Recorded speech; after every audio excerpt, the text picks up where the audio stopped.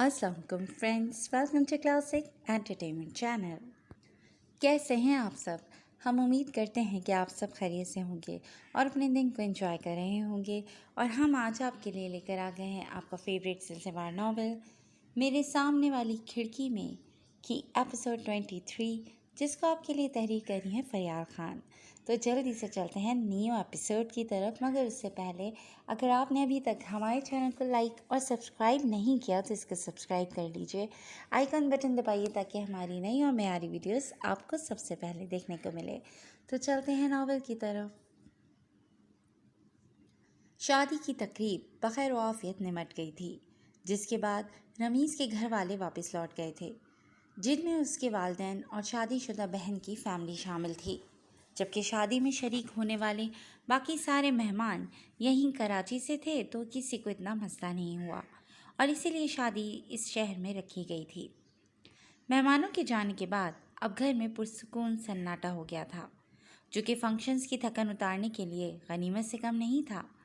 वरना तो हर कोई बस नई नवीली दुल्हन के पास रहने में कोशा था, बिना ये ख्याल के कि उसे तन्हाई में आराम की ज़रूरत हो सकती है। दोपहर के करीब 2 बज रहे थे। रमीज़ किसी काम से बाहर गया हुआ था, तो आयशा इस वक्त घर पर अकेली थी।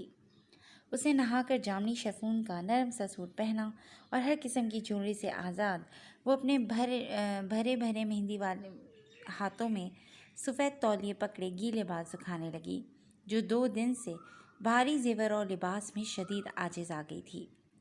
बालों से टपकता पानी खुश्क करके उसने तौलिया स्टैंड पर सुखाया और ड्रेसिंग टेबल के सामने खड़े होने के बाद गीले बालों को चंद लटें पकड़कर गद्दी पर छोटा सा कैचर लगाया ही था कि डोर बेल बज गई। उसने बेड पर पड़ा हमरंग शेफून का दुपट्टा उठाकर सीने पर ओढ़ा और मेहंदी वाले पैरों से संगे मरमर का सहन अबूर करते हुए दरवाज़ा खोलने आई।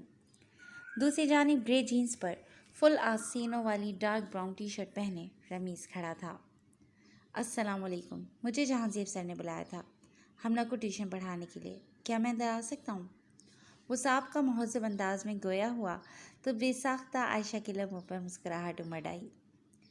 नहीं, भैया तो घर पर नहीं है और हमना के लिए भी उन्होंने दूसरा ट्यूटर हायर कर लिया है। अब से आपको आने की ज़रूरत नहीं है। वो भी इस शरारत में उसका साथ देने लगी। ओह, चले हमना को ना सही आपको पढ़ा दूँ। वो आहिस्ता से उसे धकेलते हुए अंदर आया और अपने पीछे दरवाज़ा बंद कर दिया। मुझे क्या पढ़ाएंगे आप? वो सर उठाए उसे देख रही थी। उर्दू पढ़ा सकता हूँ, ख़ास तौर पर उसके 3 अल्फाज ऐन शीन काफ। अभी हाल ही में मुझे इन लफ्ज़ों को करीब से जानने का बहुत अच्छा तजर्बा हुआ है। उसके धीमे गंभीर अंदाज में नहायत दिलकश फसूं था, जिसमें वो पूरी तरह गिरफ्तार हो जाती अगर धूप से तपते सहन में मेहंदी वाले नाजुक पैर जलने का एहसास खलल ना डालता। उसने चेहरे पर मबहम तकलीफ़ का रंग लिए बेसाख्ता नीचे देखकर कदमों को हरकत दी, तो वो भी उसकी परेशानी भाग गया। वो जो कहने वाली थी कि यहाँ गर्मी बहुत है, उन्हें अंदर चलना चाहिए, उसकी बात लबों तक आई भी नहीं और रमीज़ से झुककर उसे बाहों में उठा लिया। इस अमर पर वो बुरी तरह से अटपटा गई। वो उसे लेकर बेडरूम में आया और आराम से वहाँ मौजूद डबल सोफे पर बिठा दिया। आप इतने छिछोरे लगते तो नहीं थे। हैरत ज़दा सी आयशा खुद को कहने से रोक ना पाई। बीवी से मोहब्बत करना कौन सा छिछोरपन होता है? वो बेसाख्ता हंस पड़ा, जो उसके बराबर में ही बैठ गया था। और चलो, छिछोरा नहीं लगता था तो फिर कैसा लगता था? उसने हथेली पर थोड़ी टिकाते हुए दिलचस्पी से मज़ीद जानना चाहा। दर हकीकत अब जाकर दोनों को वो पुरसुकून तन्हाई नसीब हुई थी, जिसमें दोनों एक दूसरे से दिल में ढेर सारी बातें कह सकें, सुन सकें। बस ठीक ही लगते थे। उसका सरसरी अंदाज टालने वाला था। बस ठीक? तो फिर मुझसे शादी के लिए हाँ क्यों की? उसने मसूई दुख भरी हैरत से पूछा। भैया को आप ठीक लगे तो मैंने भी उनका फ़ैसला मान लिया, क्योंकि वो मेरा अच्छा मुझसे ज़्यादा बेहतर जानते हैं। उसने नज़रें झुकाकर रसान से जवाब दिया। अच्छा, तो मतलब मैं भैया की पसंद हूँ। और सही बात है कि मैं आपको भला क्यों पसंद होऊंगा? मैं कौन सा कोई अच्छा लड़का था? या हम तीनों दोस्तों में बस मैं ही ठीक था जो किसी फिजूल एक्टिविटी में नहीं रहता था और अपने काम से काम रखता था? मैं कौन सा पढ़ाई के साथ साथ मेहनत भी कर रहा था। یہ ایسا تھا کہ میں بس چپ چاپ نظر جھکا کر سیدھا ڈرائنگ روم میں آتا تھا اور پڑھانے کے بعد ایسے ہی واپس چلا جاتا تھا۔ کاش میں چھچورا ہونے کے بجائے ایسا ہوتا تو آپ سے تعریف کا شرف حاصل کر لیتا۔ اس نے سب کچھ گنواتے ہوئے آخر میں ہنس ہنس سے مصنوعی آہ بھری۔ عائشہ حیرت زدہ سی اسے دیکھ رہی تھی، جس سے یہ سمجھنے میں لمحہ لگا تھا کہ یقیناً ہمنا نے اس کے آگے اپنی چونچ اور اس کی پول کھول دی تھی۔ ویسے ایک راز کی بات بتاؤں، صحیح انسان کے ساتھ تھوڑا چھچورا ہو جانے میں کوئی حرج نہیں ہے، کبھی آزما کر دیکھنا۔ رمیز نے نزدیک جھک کر شوخی سے مشورہ دیا اور پھر آہستہ سے اس کا گال کھینچتے ہوئے جانے کے لیے اٹھ کھڑا ہوا۔ میں امر کے پاس جا رہا ہوں، تم چاہو تو تھوڑی دیر سو جاؤ، فنکشنز کی وجہ سے کافی تھکن ہو گئی ہوگی۔ اس نے نرمی سے تجویز دی اور پھر پلٹ کر جانے لگا تھا مگر جا نہیں پایا۔ اس کی مضبوط کلائی عائشہ کے مہندی والے نازک ہاتھ کی گرفت میں تھی۔ آپ ہی چلے جائیں گے تو یہ راز کی بات کس پر آزما کر دیکھوں گی جو ابھی ابھی معلوم ہوئی ہے؟ چہرے پر معصومیت اور آنکھوں میں شرارت لیے بالآخر وہ بھی فطری جھجک کے خول سے باہر آنے لگی تھی، جس کے باعث وہ مسکرا اٹھا۔ ایسی بات ہے تو پھر میں ساری زندگی یہاں بیٹھے بیٹھے گزار دیتا ہوں، چلو تم آزمائش شروع کرو۔ وہ والہانہ انداز سے واپس اس کے برابر میں بیٹھتے ہوئے اپنا تن من لیے حاضر تھا۔ فوری طور پر کچھ کہنے کے بجائے وہ مسکراتی ہوئی اس کے سینے سے لگ گئی۔ جواباً رمیز نے بھی اس کے گرد بازو حائل کیے۔ پتہ ہے جب ہم یہاں شفٹ ہوئے تھے اور پتہ چلا تھا کہ فتانٹی کے گھر میں 3 لڑکے رہتے ہیں، تب مجھے یہی لگا تھا کہ تینوں چھچورے اور آوارہ ہی ہوں گے۔ پھر چند ایک بار گلی یا بالکنی میں آپ نظر بھی آئے، تب بھی کچھ خاص نہیں لگے، لیکن جب آپ پہلی بار ہمارے گھر آئے تھے، میں نے دروازہ کھولا تھا اور مجھے دیکھتے ہی آپ نے نظر جھکا لی تھی۔ اس پل سے میری رائے آپ کے بارے میں بدل گئی تھی۔ اور پتہ ہے سب سے اچھی بات کیا ہوئی؟ وہ دھیرے دھیرے اسے حال دل سنانے لگی تھی، جس نے اس کے گیلے بال کے اچر سے آزاد کر دیے تھے۔ کیا ہوئی؟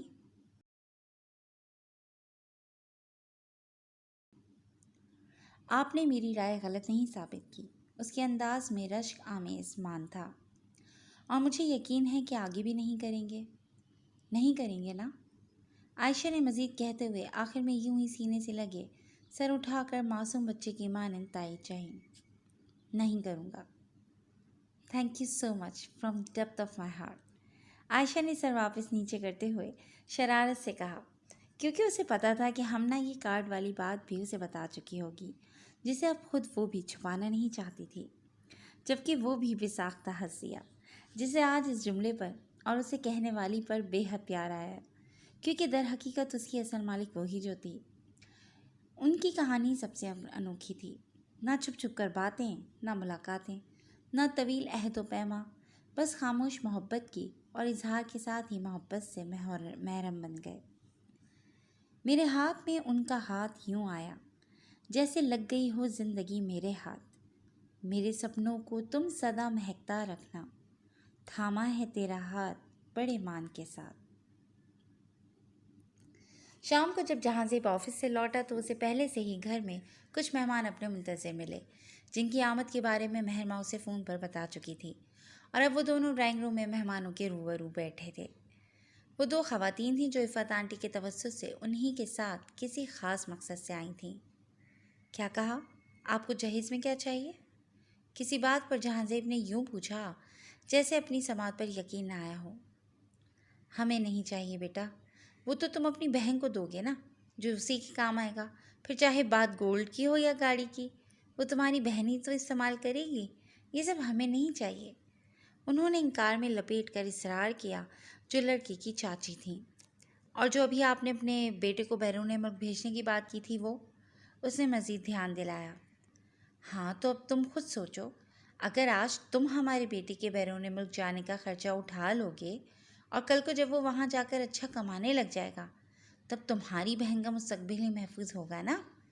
کیونکہ برا مت ماننا، لیکن سچی بات یہی ہے کہ تمہاری بہن تو معذور ہے۔ آج کل تو اچھی خاصی لڑکیوں کے رشتے نہیں ہوتے ہیں، تو پھر ایسی لڑکی کے رشتے کے لیے اتنا تو کرنا ہی پڑے گا نا۔ لڑکی کی ماں نے جلیبی کی طرح بات گھما کر تانا مار ہی دیا، جبکہ جہانزیب کے خطرناک حد تک سنجیدگی سے تنے تاثر دیکھ کر عفت آنٹی کو گھبراہٹ ہونے لگی کہ کہیں یہ اپنی بہن کے بارے میں ایسی بات سن کر آپے سے باہر نہ ہو جائے۔ ارے ابھی کہاں آپ لوگ جہیز کی باتیں لے کر بیٹھ گئیں؟ ابھی تو ہم بس رشتے کی پیشکش لے کر آئے تھے تاکہ دونوں خاندان اچھی طرح سوچ بچار کر لیں۔ بالآخر رفعت آنٹی نے مداخلت کی۔ ہاں تو بعد میں بھی تو یہ باتیں کرنی ہے نا، لڑکی کی چاچی باز نہ آئیں۔ تم تو بس ہر وقت ہوا کے گھوڑے پر سوار رہتی ہو۔ تم رہنے دو جہاں سے بیٹا، ہمیں کوئی جلدی نہیں ہے، تم آرام سے سوچو، اپنی باقی بہنوں سے بھی مشورہ کر لو، پھر ہمیں بتانا۔ رفعت آنٹی نے خاتون کو ڈپٹ کر جہانزیب کو پچکارا، کیونکہ اگر وہ ڈپٹنے پر آ جاتا تو یہ دونوں برداشت نہیں کر پاتی۔ پھر رفعت آنٹی جلد از جلد ان خواتین کو وہاں سے لے گئیں جنہیں مہر ماں اخلاقیات نبھاتے ہوئے باہر تک چھوڑنے گئی، اور جب وہ واپس ڈرائنگ روم میں آئیں تو رفعت آنٹی بھی اس کے ساتھ ہی تھیں، کیونکہ وہ ان سے اکیلے میں بات کرنا چاہ رہی تھیں۔ آپ کو پوری دنیا میں ان سے زیادہ لالچی لوگ نہیں ملے تھے آنٹی میری بہن کے لیے۔ انہیں دوبارہ دیکھتے ہی جہانزیب نے برہمی سے شکوہ کیا، جو ہنوز ڈبل صوفے پر بیٹھا تھا۔ بیٹا ذرا تحمل سے میری بات سنو۔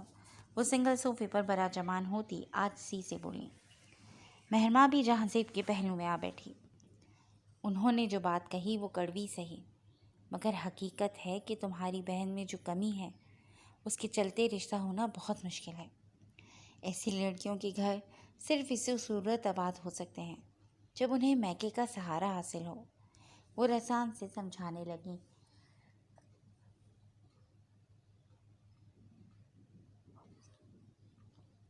جب سسرال میں بھی میکے کے سہارے ہی رہنا ہے تو کیا فائدہ ایسے کھوکھلے سسرال جانے کا؟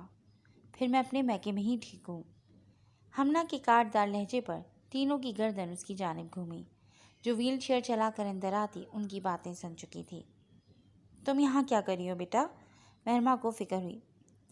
دیکھنے آئی ہوں بھابھی کہ کیسے میرے نام پر دنیا میں میرے بھائی کو لوٹنے کی کوششوں میں لگی ہوئی ہے۔ وہ لوگوں کے پاس آ کر رکی۔ تمہارا بھائی اتنا کمزور یا بے وقوف نہیں ہے بیٹا جسے کوئی بھی لوٹ لے۔ جہانزیب نے محبت آمیزی سے اس کی ویل چیئر مزید قریب کر لی۔ یہ تو آپ میرے سامنے کہہ رہے ہیں نا بھیا، اندر ہی اندر آپ کی سوچ بھی وہی ہر باپ اور بھائی والی ہوگی کہ اگر دولت کے بدلے میری بہن یا بیٹی کا گھر بس رہا ہے تو میں دینے کو تیار ہوں۔ لیکن میرا سوال یہ ہے کہ کیا فائدہ ایسا کھوکھلا گھر بسانے کا جس کی بنیاد محبت پر نہیں دولت کی لالچ پر رکھی گئی ہو؟ جو دولت آپ مجھے دے کر رخصت کریں گے وہی مجھے اپنے پاس رکھ کر مجھ پر خرچ کر لیں۔ کم از کم یہاں یہ ڈر تو نہیں ہوگا کہ دولت ختم ہوتے ہی میری عزت ختم ہو جائے گی۔ وہ ترکی بترکی کہتے ہوئے آج اپنے بھائی کو بھی لاجواب کر گئی۔ میں جانتی ہوں میرا بھائی میرا گھر بسانے کے لیے بنا ماتھے پر ایک شکن لائے مجھے سونے کا محل بھی دے سکتا ہے، مگر اس بات کی کیا ضمانت کہ جو لوگ اس محل کے بدلے مجھے شہزادی بنا کر لے جا رہے ہیں وہ ویسے ہی رکھیں گے بھی؟ اگر انہیں واقعی مجھ سے غرض ہوتی تو وہ صرف مجھے مانگتے، میرے نام پر اتنا سب نہیں مانگتے۔ وہ اسی طرح مزید بولنے لگی۔ بیٹا یہ سب کتابی باتیں ہیں جو تم کہہ رہی ہو، اصل زندگی میں یوں ہی سمجھوتے کرنے پڑتے ہیں، ورنہ لڑکی میکے کی دہلیز پر ہی بوڑھی ہو جاتی ہے۔ آج تم جذبات میں یہ سب کہہ رہی ہو، لیکن کل کو جب اپنی بہنوں کو اپنے گھروں میں شوہر اور بچوں کے ساتھ ہنسا بسا دیکھو گی تو دل میں ایک ہوک سی اٹھے گی کہ کاش تمہارا بھی ایک گھر ہوتا۔ رفعت آنٹی نے رسان سے اسے حقیقت کا تلخ پہلو دکھانا چاہا۔ جب جب میرے دل میں یہ ہوک اٹھے گی تو میں یہ سوچ کر صبر کر لوں گی کہ جو مجھے دنیا میں نہیں ملا وہ میں آخرت میں پورے حق کے ساتھ اپنے اللہ سے مانگ لوں گی، کیونکہ میں موت کے بعد دوبارہ زندگی ملنے پر ایمان رکھتی ہوں۔ میں اللہ کے اس وعدے پر بھی ایمان رکھتی ہوں جو اس نے قرآن میں اپنے بندوں سے کیا ہے کہ وہ صبر والوں کے ساتھ ہے، وہ صبر والوں کو قیامت کے دن بھرپور صلہ دے گا۔ میں حضور اکرم صلی اللہ علیہ وآلہ وسلم کی اس حدیث پر ایمان رکھتی ہوں کہ صبر کرنے والوں کی خطائیں مٹا دی جاتی ہیں۔ قیامت کے دن صبر والوں کی جزا دیکھ کر لوگ حسرت کریں گے، اسی لیے جب جب میرے دل میں ہوک اٹھے گی میں صبر کروں گی اور اپنی بہنوں کی خوشی میں خوش رہوں گی۔ ایک ایک لفظ مضبوطی سے کہتی ہمنا کا روپ آج الگ ہی تھا، جسے سب دم سادھے سنتے گئے۔ زندگی کا مقصد صرف اور صرف شادی تو نہیں ہے، بلکہ یہ زندگی کا ایک حصہ ہے جو اگر کسی وجہ سے خالی رہ بھی جاتا ہے تو اس کا یہ مطلب نہیں ہے کہ اس انسان کو جینے کا حق نہیں ہے۔ یا وہ کبھی خوش نہیں رہ پائے گا؟ اگر ایسا ہی ہوتا تو لاکھوں شادی شدہ لوگ ڈپریشن کے مریض نہ ہوتے، لڑائی جھگڑے اور طلاقیں نہ ہو رہی ہوتی۔ لیکن یہ سب ہوتا ہے، پتہ ہے کیوں؟ کیونکہ ہم معاشرے کے پریشر میں آگے آ کے جلد از جلد بس بے جوڑ شادیاں کرتے جاتے ہیں، بنا یہ سوچے سمجھے کہ اس شادی میں محبت و الفت ہے بھی یا نہیں۔ ہاں ٹھیک ہے کہ اسلام نے جلدی شادی کو پسند کیا ہے، لیکن یہ نہیں کہا کہ جلدی کے چکر میں کوئی بھی بے جوڑ رشتہ جوڑ لو یا بوجھ سمجھ کر اپنی بہن بیٹی کو جہیز کے بدلے لالچی لوگوں کو تھما دو۔ اسلام تو کہتا ہے کہ اگلے کا دین دیکھو، اخلاق دیکھو، اور لڑکی رضامند ہو تب شادی کرو، اور میں ابھی ہرگز رضامند نہیں ہوں۔ آج غالباً اس کے اندر سے وہ لاوا باہر آ رہا تھا جو کب سے اندر ابل رہا تھا۔ لیکن بیٹا، ہم نہ ٹھیک کہہ رہی ہیں آنٹی۔ مہرماں کے بولنے پر عفت آنٹی کی بات منہ میں ہی رہ گئی۔ پہلی بات کہ ابھی تو اس نے جوانی کی چوکھٹ پر قدم رکھا ہے، ابھی اسے تھوڑا اور سمجھدار ہونا ہے، تھوڑا اور بہتر طریقے سے زندگی کو سمجھنا ہے۔ پھر جب یہ عائشہ اور یشوا کی عمر کی ہوگی تب انشاءاللہ ہم اس کی شادی بھی ایسے ہی کسی شخص سے کروائیں گے جسے ہماری ہمنا عزیز ہو، اس کے ساتھ ملنے والا جہیز نہیں، وہ ٹھہرے ہوئے انداز میں کہتی گئی۔ لیکن اس کی معذوری تو تب بھی ایسی ہی ہوگی، تو کیا تب یہ رشتے کے آڑے نہیں آئے گی؟ اور پھر دنیا والے کتنی باتیں بنائیں گے کہ تم لوگ جہیز دینے کے ڈر سے اپنی بہن کی شادی نہیں کر رہے ہو۔ انہوں نے سوال اٹھایا۔ جس اللہ نے معذوری دی ہے وہی اللہ صحیح وقت پر صحیح جوڑ سے بھی ملا دے گا، ہمیں پورا یقین ہے۔ اور رہی بات دنیا والوں کی، تو ان کی پرواہ نہ مجھے پہلے کبھی تھی اور نہ آئندہ کبھی ہوگی۔ میرے لیے ہر حال میں میری بہنوں کی خوشی اور رضامندی عزیز ہے۔ میں خود اپنی بہن کے لیے کوئی لالچی نہیں بلکہ مخلص انسان ڈھونڈوں گا جو اس کا مجھ سے بھی زیادہ خیال رکھے۔ اب جہانزیب نے بھی لب کھولے، جس کی سوچ کا زاویہ پچھلے چند منٹوں میں پہلے سے زیادہ وسیع ہو گیا تھا۔ اور اگر مجھے ایسا شخص نہ ملا تو میں زور لگا کر قسمت کا رخ اپنی مرضی کی سمت میں موڑنے کی بجائے خود کو قسمت کے دھارے پر چھوڑ دوں گی۔ میں جو ہوں جیسی ہوں اسی حالت میں بہت خوشی سکون سے اپنے میکے میں بوڑھی ہونا پسند کروں گی، کیونکہ مجھے یقین ہے کہ میں اپنے بھائی بھابھی پر بوجھ نہیں ہوں نا۔ ہمنا نے اطمینان سے مزید ٹکڑا لگاتے ہوئے آخر میں معصومیت سے تائید چاہی۔ بالکل بھی نہیں، یک زبان محبت پاس جواب ملا جو ہمنا کو روح تک مطمئن کر گیا کہ جو کسی شہزادے کے انتظار میں حسرت سے آہیں بھرتی کمزور شہزادی نہیں تھی، بلکہ وہ اپنی زندگی کی آپ ملکہ تھی جس کی خوشیاں کسی شہزادے کی محتاج نہیں تھیں۔ دل چھوٹا نہیں کرتی میں فرش والوں کی بات پر، یقین میرا کامل ہے عرش والی ذات پر۔ سورج غروب ہونے کے بعد اس خوبصورت ریسٹورنٹ کے قیمتی اور دیدہ زیب برقی کمکمے روشن کر دیے گئے تھے، جس کے ایک ٹیبل کے گرد احتشام اور یشوا آمنے سامنے بیٹھے ہوئے تھے، جنہوں نے ابھی ویٹر کو آرڈر لکھوایا تھا۔ آپ دوبارہ آفس کب جوائن کریں گے؟ یشوا نے اپنے دونوں مہندی والے ہاتھ ٹیبل پر رکھتے ہوئے پوچھا، جو ہلکے گلابی نفیس سے سوٹ میں مناسب تیاری کے ساتھ بہت پیاری لگ رہی تھی۔ کیوں؟ بس 2 دن میں ہی مجھ سے بور ہو گئی ہو؟ جو جلد از جلد گھر سے چلتا کرنا چاہ رہی ہو؟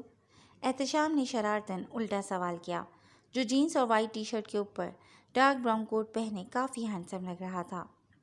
ارے نہیں، یہ بات نہیں ہے، میں تو بس اسی لیے پوچھ رہی تھی کہ اس ہفتے مہرماں بھابھی ہم دونوں بہنوں کے لیے ایک دعوت پلان کر رہی ہیں، اور ابھی آپ کی فیملی میں بھی کافی ساری دعوتیں لائن اپ ہیں، تو ان سب کی وجہ سے کہیں آپ کے کام میں حرج نہ ہو جائے۔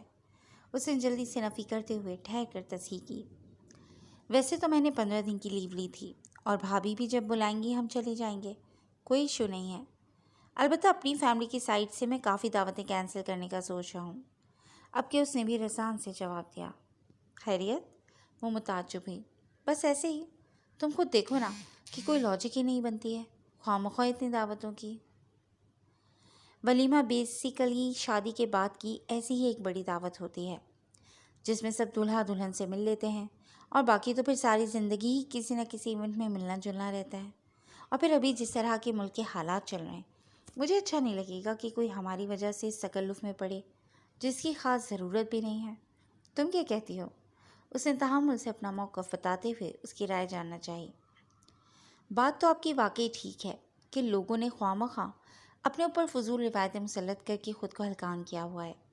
لوگوں کو ایسی چھوٹی موٹی باتوں پر ناراض ہونے کے بجائے ایک دوسرے کے حالات سمجھنے چاہیے کہ اگر کوئی دعوت نہیں کر سکا یا کسی دعوت میں شریک نہیں ہو سکا، کوئی مہنگا تحفہ نہیں دے سکا، تو یقیناً اگلے کی کوئی مجبوری ہوگی اور ایک دوسرے کے لیے آسانیاں پیدا کرنی چاہیے۔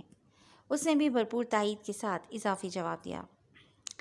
مجھے خوشی ہوئی کہ میری بیوی بھی میری ہم خیال ہے، ورنہ امی تو ہر وقت ڈراتی رہتی تھیں کہ میری انقلابی سوچ کے ساتھ شاید ہی کوئی لڑکی میرے ساتھ گزارا کر سکے۔ اس نے مسکراتے ہوئے بتایا تو وہ بھی ہنسی۔ عائشہ اکثر کہا کرتی تھی کہ انسان اپنے گمان سے بنتا ہے، اسے جو بھی ملتا ہے وہ اسی بنیاد پر ملتا ہے جیسا اس کا گمان ہوتا ہے۔ گمان مطلب سوچ، یقین، اور آپ کی بات سے مجھے اندازہ ہو رہا ہے کہ وہ ٹھیک ہی کہتی تھی۔ اس نے لبوں پر مسکراہٹ لے کر ایک پرانی بات یاد کر کے اسے اتفاق کیا۔ چلو، میرا تو گمان تھا کہ مجھے میری ہم خیال بیوی ملے، اس سے تم مل بھی گئیں۔ تمہارا اپنے لائف پارٹنر کو لے کر کیا گمان تھا، اور کیا میں اس پر پورا اتروں؟ اس نے دونوں بازو موڑ کر ٹیبل پر رکھتے ہوئے دلچسپی سے جاننا چاہا تو یشوا کی مسکراہٹ یکدم ساکت ہو گئی۔ ذہن کے پردے پر فرحات کا سایہ لہرایا اور ساتھ ہی اس سے جڑے میٹھے اور تلخ تجربات بھی یاد آ گئے۔ میں چاہتی تھی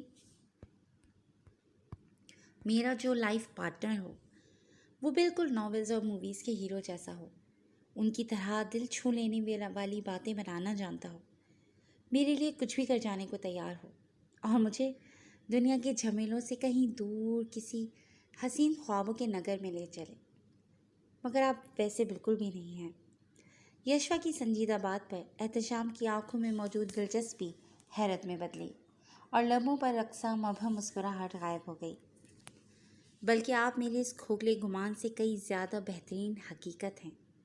اگلی بات کے ساتھ ہی یشوا کے لبوں پر مسکراہٹ لوٹ آئی اور ساتھ ہی احتشام کے حیرت زدہ تعصب بھی پرسکون ہوئے۔ آپ کو ایک مزے کی بات بتاتی ہوں۔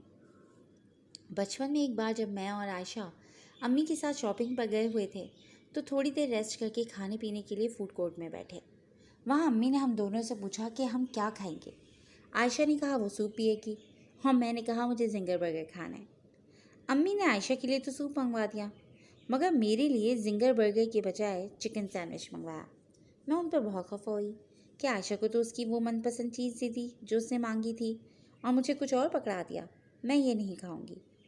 تو انہوں نے سمجھایا کہ عائشہ نے جو مانگا وہ نقصان دہ نہیں تھا، مگر میں جو مانگ رہی ہوں وہ میرے لیے اچھا نہیں ہے، اسی لیے انہوں نے اپنی سمجھ بوجھ سے مجھے وہ دیا جو میرے لیے اچھا ہے۔